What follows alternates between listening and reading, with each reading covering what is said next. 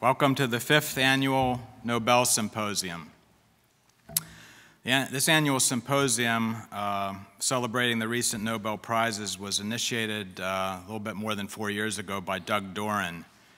And each year in October, he sets about organizing this symposium. It's fun to watch him go through the work. Unfortunately, Doug was called to jury duty today, and he cannot join us to moderate today's session. He'll be here for next week's session. This is being videotaped, I understand, so he'll have a chance to see the fruits of his labor when he returns from his civic service. Each year we ask our faculty, members of our faculty, to give presentations on the work that is recognized with a Nobel Prize.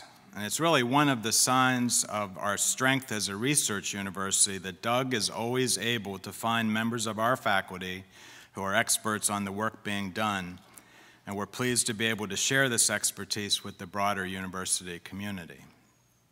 I'm really grateful to our accomplished faculty members who have, really with minimal notice, just a week or two in some cases, agreed to share their knowledge and insights on the research and lives of this year's Nobel laureates. Each presenter was invited to speak today because of the relevance of his or her scholarly work to that of the medalists. This is an occasion to honor intellectual achievement. The Nobel Prizes are probably the most widely known awards for innovation, discovery, and cultural influence. Each year, the Nobel Committee recognizes a handful of recent intellectual contributions that have had a broad impact on science, society, and culture. However, as you listen to the presentations, I ask you to keep two thoughts in mind that serve to place the prizes in perspective. First, remember that while the prizes are given to just a few individuals, the work usually depends on contributions by many people who are not being recognized directly. In the sciences, the prize winners were able to make their contributions because they had students and collaborators who shared in the work. That work often achieved significance because other researchers could apply it to solve other important problems. In the case of the Literature Prize, Thomas Tranströmer produced his poetry without the help of a research team, yet his work is widely known because of the dozens of translators who have made his work accessible to readers around the world.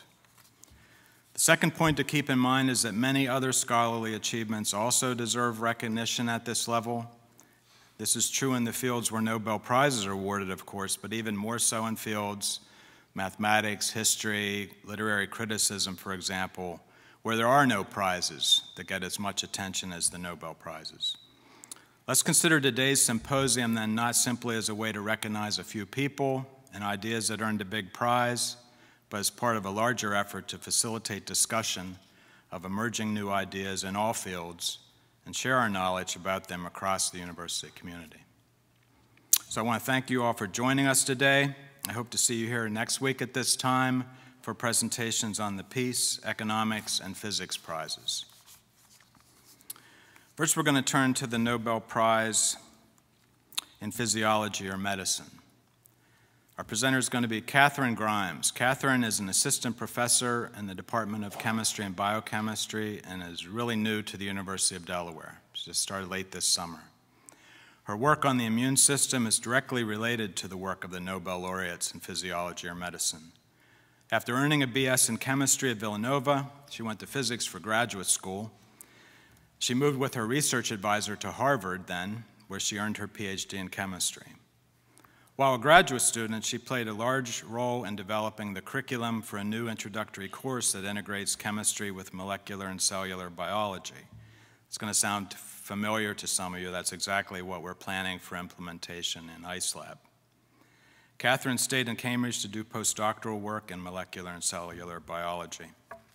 The Grimes Research Group here at UD is generally interested in understanding how mammalian cells recognize and respond to the presence of a pathogen.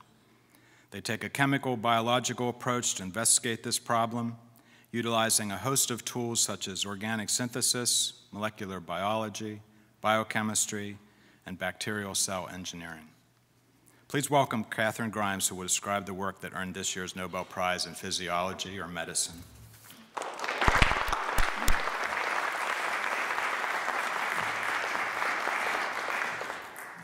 It's great to see so many of you here today. As Dean Hoffman said, I'm brand new to the University of Delaware. I just started my research lab this fall, and I'm excited to have a chance to share with you today what the Nobel Prize was awarded for in medicine. So my lab is very interested in studying how our body sense and respond to the presence of pathogens, and that's exactly what the prize was awarded for today. So today I'm going to talk to you, oh, I have to speak on the microphone. Sorry. So today I'm going to talk to you about the importance of the activation of the, okay. Yeah. Okay. So today I'm going to talk to you about the importance of the activation of the immune system.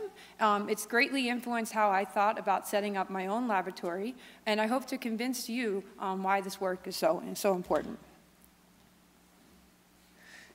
So the Nobel Prize was awarded for the activation of the immune system. And these three men, Professor Hoffman, Professor Boitler, and Professor Steinman, worked independently to each make contributions to the field of the activation of the immune system.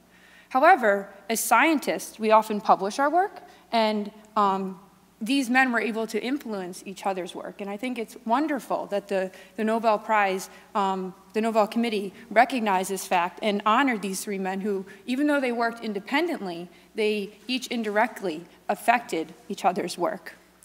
So the prize was awarded for the activation of the immune system, and they each made great contributions to this field. And so before I can talk to you about what each one of these men did, I need to tell you a little bit about immunity.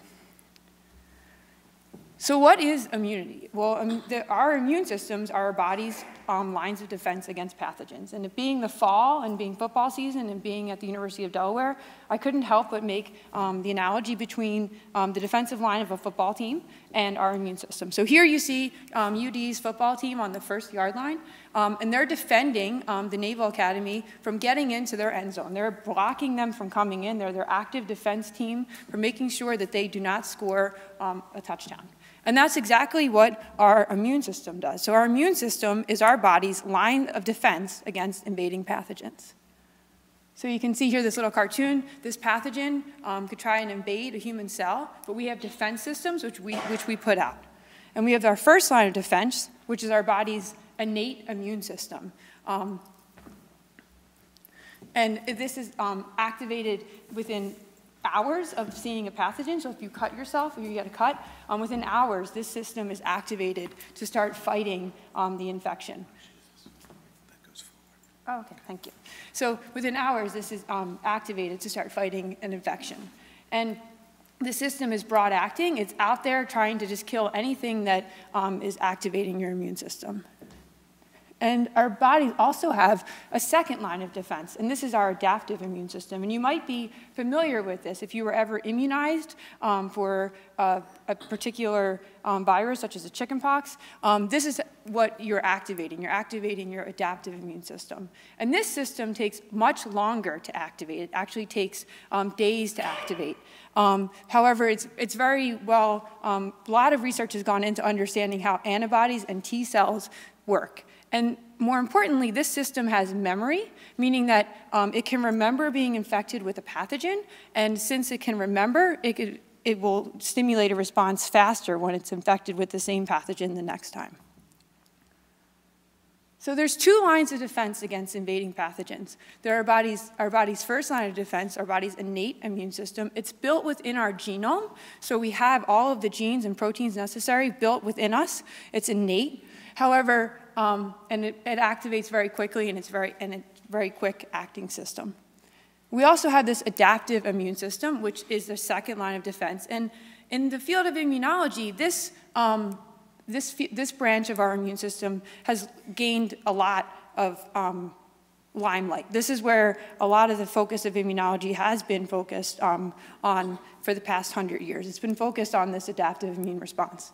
I actually borrowed one of my colleagues' older innate immune textbooks, and I looked at it, and there's only a paragraph about the innate immune system. And what the Nobel Prize laureates did was that they really showed that the innate immune system actually is very much more important than we originally thought. So originally, the innate immune system was just thought to be some very crude activating system that just was blindly engulfing bacteria and not really having any specificity to it, and that the adaptive immune system was the one with all of the real power and bells and whistles of our immune system. However, the Nobel Prize laureates showed that the innate immune response is both specific and informative. So it does have specificity in recognizing pathogens, and it's actually able to inform our adaptive immune response when an infection is coming. So the reason why the Nobel Prize was awarded was for that the innate immune system was shown to be specific, and is also informative in the fact that it's informing our adaptive immune response to prime into action.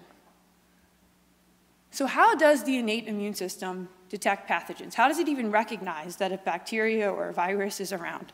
So let's go back to the analogy of the football team. So if you're a University of Delaware football player standing here, it's very easy for you to look across and see that there's the Naval Academy, because they're in blue. They have a different uniform than you. You know who you're going to go and attack.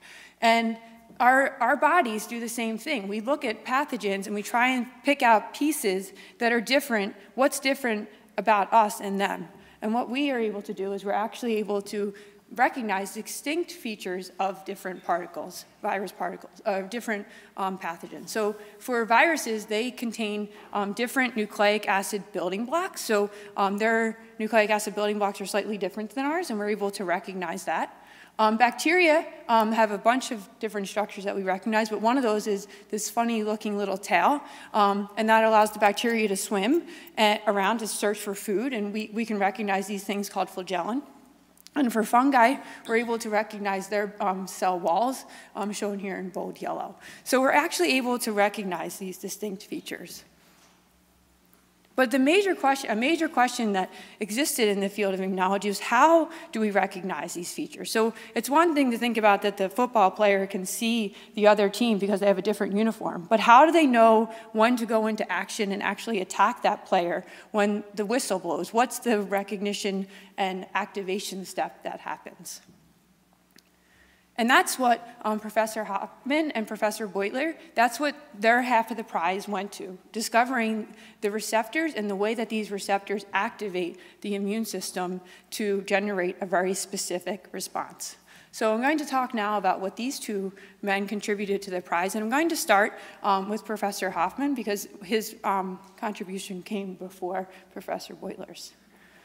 So Professor Hoffman was very, very interested in studying the innate immune system, or the immune systems of insect cells. And he decided that he wanted to try and study how flies respond to pathogens. And he picked a fly as a model system because it was a little bit easier to understand than a human's body. And it's also genetically tractable, meaning he could do genetic experiments on the fly. So the reason he wanted to study the fly is because it only has one line of defense. So unlike our bodies that have two lines of defenses, the fly only has one line of defense. So if a pathogen is going to invade a fly, it only faces one line of defense. It only has an innate immune system. In addition, it's genetically tractable. So he can do genetics on the fly to kind of decipher what goes wrong when a fly doesn't respond correctly to a pathogen. So he knew that when Professor Hoffman had discovered that when you treat a pathogen with a fly, the fly generates antifungal and antibacterial products. So it makes these molecules that are then able to go and attack the pathogen, and it can eliminate that pathogen, so then the fly can live. And what he wanted to do was to do a genetic study where he looked for genes that were mutated in the fly that would not let them be able to produce these molecules. So he looked for mutants, and he found a mutant in a fly known as the toll mutant. And this really baffled him because the toll mutant was thought to be important in embryonic development, and he didn't understand why this toll mutant would have anything to do with producing these antibacterial and antibacterial molecules. So he went on to show, he really wanted to see if this toll mutant could really help flies fight a fungal infection. And what he did was he exposed the flies to fungal infection. He asked whether or not that they could live if they had a mutation in this toll protein. And shown here on the picture on the left is a wild-type fly. So this is what's shown, what's usually found in nature, a wild-type fly. And when you treat this guy with a fungus, he does just fine. He lives happily. It's fine. But if you treat the toll mutant with a fungus pathogen, so this is a mutation within this gene that he found, this toll mutant, what happens is the fly dies. And you can see that this fly is dead, and this carpet covering the fly is actually a lawn of hyphae, or a lawn of fungi. So this fly is no longer, it was not able to mount the proper immune response because it had a mutation in this gene, this toll mutant.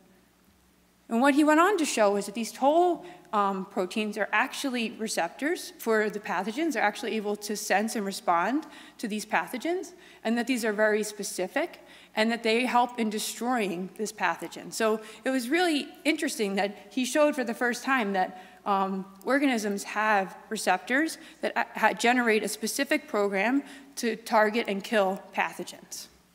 So this is all great that flies have immune systems, innate immune systems with a specific set of receptors. But what does this have to do with mammals?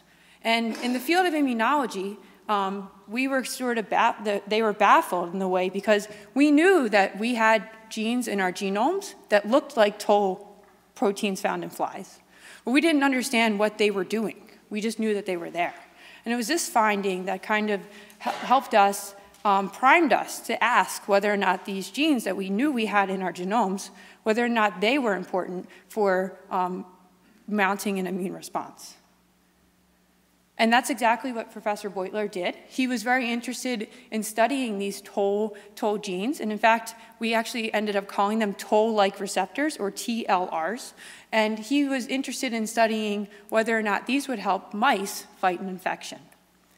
And I told you earlier that we recognize and respond to specific fragments present on pathogens. And one of those fragments that Professor Boitler's lab was very interested in studying was this fragment off of bacteria, lipid polysaccharide. And lipid polysaccharide is found on the outside of bacteria. It's attached to its bacterial cell wall. And it's been known in the field for a very long time that if high concentrations of LPS are present in your blood, you will die of sepsis. So it will help, it's somehow very pathogenic to our bodies. And he wanted to understand how this was, and he thought perhaps toll-like receptors were involved. So just like Professor Hoffman took a genetic approach to studying the fly and the innate immune system, so did Professor Boitler. What he wanted to do was a genetic study on mice to find if these toll-like receptors were important for responding to LPS, or lipid polysaccharide. So he had some mutants of toll-like receptors. And when he treated a mouse that had a normal toll-like receptor, shown up here with the purple toll-like receptor, if he treats that with lipid polysaccharide, the mouse generates an inflammation, which was expected to happen. But if he has a mutant in this toll-like receptor and he treats that mouse with LPS, the mouse can no longer respond, it no longer generates an inflammation, and it doesn't generate an inflammation. But now the question becomes, can these receptors actually prompt the mouse to fight an actual pathogen? So not just a fragment of the pathogen, which you could add independently of the pathogen, but if you added the whole pathogen, could the mouse survive that pathogen with this mutation? So if you have a normal toll-like receptor and you treat the mouse with a pathogen, the mouse does fine. It's fine, it lives very happily. However, if you have a mutant in this toll-like receptor and you treat it with the pathogen, the mouse does not do so fine and it dies. So the toll-like receptor is very important in recognizing the bacteria and then setting up a program to actually kill this pathogen. So humans, that was shown in mice, but humans also have toll-like receptors. And Professor Janeway, who worked at Yale University, he showed that humans have toll-like receptors and they're able to respond to a specific set of pathogen fragments.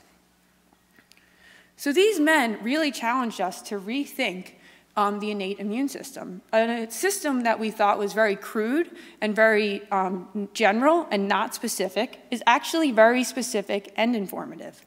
So now when an immune cell encounters a pathogen, we know that there are specific receptors present on the surface of the cell that are able to recognize these pathogens and generate the appropriate immune response. And also, they're able to inform an adaptive immune response. So this was wonderful, new, exciting research that showed that the innate immune system is a very important arm of our immune system, and it's not just a backseat driver to the all-powerful adaptive immune response.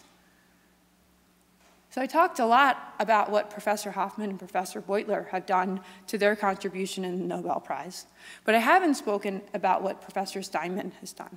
And what Professor Steinman was very interested in was how our innate immune system informs the adaptive immune system. What are the specific players in doing this? So now I'm just going to take the next couple of minutes to talk to you about what Professor Steinman did to contribute to this year's Nobel Prize in Medicine. So he was very interested, as I told you, there's two arms to the immune response, the innate and the adaptive, and he was very interested in understanding how the innate immune system passed information to the adaptive immune response. And what he found in the lab in the early 1970s were these great, wonderful, new-looking cells called dendritic cells. So he was very fascinated with them. In the 1970s, he discovered these dendritic cells. And as you can see, they're kind of funny looking, right? They have these kind of arms, and they actually call it, they're dendritic because they're like tree-like cells. And he found they were very good at taking up bacteria, and they were very interesting cells that he was very curious about. And he made it his lifelong journey to study these cells, these dendritic cells. And what he taught us was that there's two states of dendritic cells. There's an immature dendritic cell, and that there's a mature dendritic cell.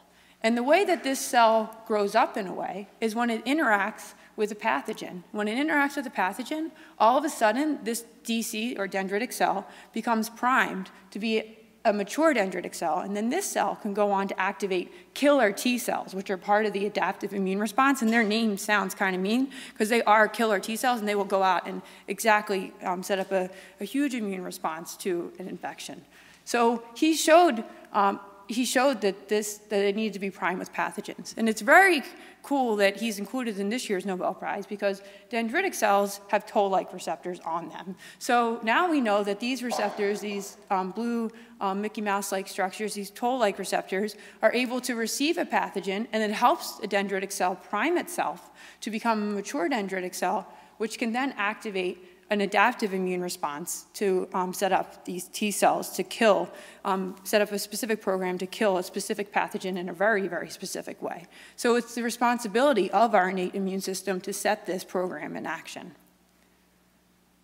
So normally when the Nobel Prize is awarded, it's a great celebration. But unfortunately, this year's announcement was bittersweet. So the Nobel Prize for medicine was announced on a Monday. And unfortunately, Professor Steinman had passed away on the Friday before that. So he never knew that he won the Nobel Prize. And you might know that the Nobel Prize is usually not awarded to people who have passed on. They're usually awarded to people who are living. And the Nobel Prize Committee decided that this would stand, that Professor Steinman would receive the award because they did not know that he had passed away 2 days before they announced the prize. But what is really, I think, inspiring to me is that Professor Steinman, I told you, was dedicated to these dendritic cells. And he was battling a really, really aggressive form of pancreatic cancer. And he was diagnosed with this cancer 4 years ago. And normally this cancer will kill you within 4 months. But as I told you, he's very committed to these dendritic cells.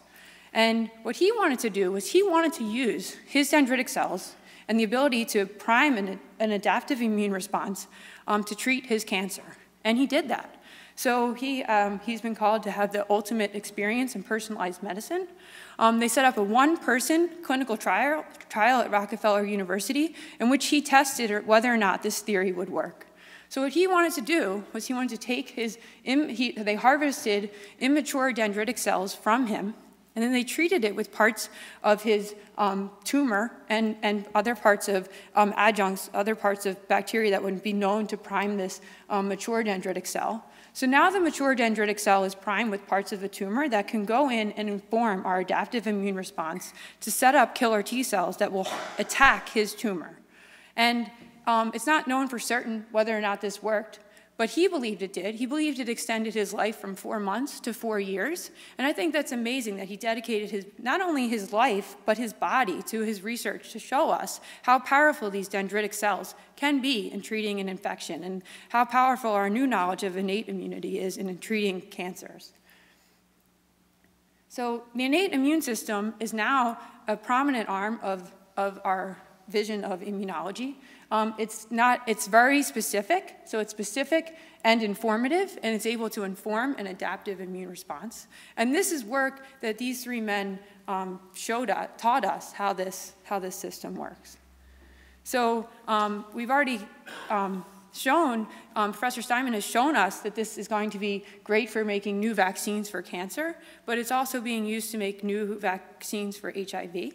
And in addition, our new knowledge of these players, these toll-like receptors, are really informative about setting up treatments for inflammatory and autoimmune disorders. So diseases such as multiple sclerosis and rheumatoid arthritis, we now have a new host of targets to develop drugs or therapeutics for to target these diseases.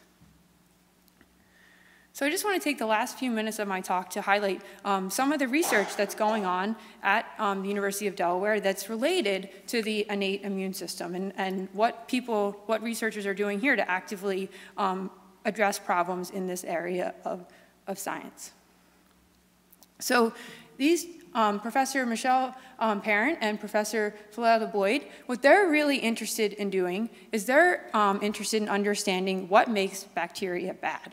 And they're looking for virulence factors from a strain of cholera that's found in a strain of Vibrio that's found in raw shellfish. And what they're trying to do is understand what makes that particular bacteria bad. So they're taking a genetic and molecular biology approach to understand what are the factors of Vibrio that make it bad. What are the virulence factors of Vibrio? And I'm also very interested, my own lab is very interested in studying innate immune activation. And we don't study toll-like receptors. We study a new family of proteins called NOD-like proteins. And unlike toll-like receptors, these proteins are found inside the cell. They're not present on the membranes. And additionally, mutations in this one particular protein, NOD2, which is a family of this class of proteins, when it's mutated, you have a 40 times more likely chance of getting Crohn's disease.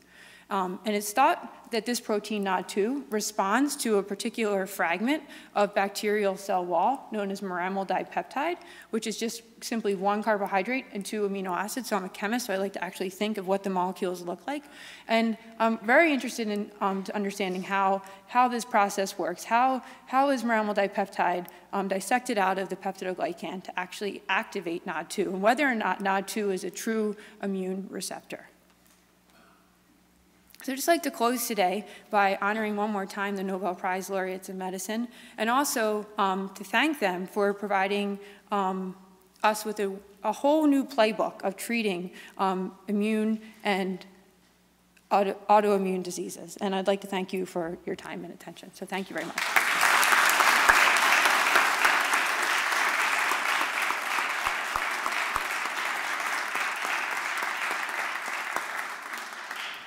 The lights up just a bit. Questions? Catherine? Yes, please. You mentioned how important those dendritic cells are, but in our body, where are they? They're in our blood. They're in our bloodstream. They're derived from blood cells, so they're circulating all over our body. So yeah, they're different from white blood cells, or they are totally different type of blood cells? They're derived from white blood cells. Yeah. Yep. So are there other forms of innate immunity? You've described 2. Are there other classes of compounds completely different from those? Other protein receptors, other different types? There's different classes of receptors that are present on the cell besides toll-like receptors. There's a class of mannose-binding proteins that are present on the cells that are believed to be important for innate immune activation. Yeah, so there's a host of class of receptors that are present on the cell besides toll-like receptors. But this was really nice work that showed how it actually is activated, how the toll-like receptor binds to whatever it's supposed to be binding and then activates a specific program. Yeah. Tell us why flies don't have an adaptive immune response. Is it because they're just not developed enough? They don't live long enough to make it worthwhile having one? I think you sort of answered your question. So the question was, why do flies not have adaptive immune responses? First off, none of the biology is present for a fly to have an adaptive immune response, so it can't. In that sense, it doesn't have the necessary tools to set up an adaptive immune response. But I think what you're saying, the lifespan of a fly is 24 hours, so it's not going to have enough time to set up an adaptive immune response. Yeah. Can you give a little bit of an idea of how the toll-like receptor transduces the signal across the membrane? Oh, sure. So it actually, once the toll-like receptor receives its signal, through the membrane it interacts with another protein called RIP2. And then RIP2 is then able to activate the canonical signaling pathway known as NF-kappa B, and is able to turn on this transcription factor, NF-kappa B. It sends NF-kappa B into the nucleus, and then once NF-kappa B is in the nucleus, it's able to turn on a host of inflammatory chemokines and cytokines. So it's a specific signaling pathway that this whole thing is set up.